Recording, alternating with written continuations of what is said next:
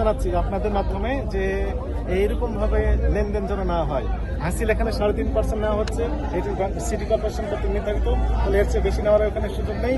একই সাথে টাকাটা যেন জাল না হয়, আসল যেন হয় সেটি নিশ্চিত করার জন্য ডিএমপির যে কন্ট্রোল রুম রয়েছে সেই কন্ট্রোল রুমে গিয়ে এটি শনাক্তকরণ করে তারপর লেনদেন। গরু বিক্রেতা যারা এখানে এসেছেন তাদের একটা অভিযোগ ছিল অথবা তাদের একটা সহযোগিতা চেয়েছেন সরকার বা যারা দায়িত্ব রয়েছেন, তারা বলছেন যেহেতু আরো 3 দিন রয়েছে ঈদের এবং পাশাপাশি যে পরিমাণ গরমের অবস্থা, তারা বিদ্যুৎ এবং একটু সহযোগিতা চেয়েছেন। এই ব্যাপারে আপনারা কিছু করবেন কিনা? থ্যাংক ইউ, আপনি বললেন এটি যথাযথ কর্তৃপক্ষ ব্যবস্থা নেবে, আমরা তাদেরকে জানাই। স্যার একটা প্রশ্ন ছিল, আমরা দেখি যে ওই অতিরিক্ত যে গরুর মূল্য চাওয়া হয় অনেক সময়, যেমন আমরা উদাহরণ দেখেছি যে 15 লাখ টাকা দামের ছাগলও কিন্তু দাম চাওয়া হয়েছিল একটা ছাগলের দাম।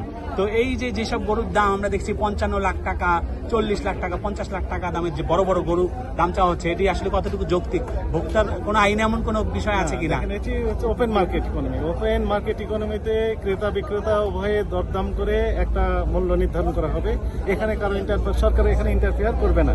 তো হাসিল এখানে 3.5% আছে, সেটি দিচ্ছে কিনা এটি একটা দেখার ইস্যু, নকল টাকা দিচ্ছে কিনা এটি দেখার ইস্যু। এটি নিশ্চিত করার জন্য সরকার যথাযথ ব্যবস্থা নিয়েছে। Thank you. ঠিক আছে। র্যাবের একটি টিম রয়েছে, অস্থায়ী কার্যালয় রয়েছে।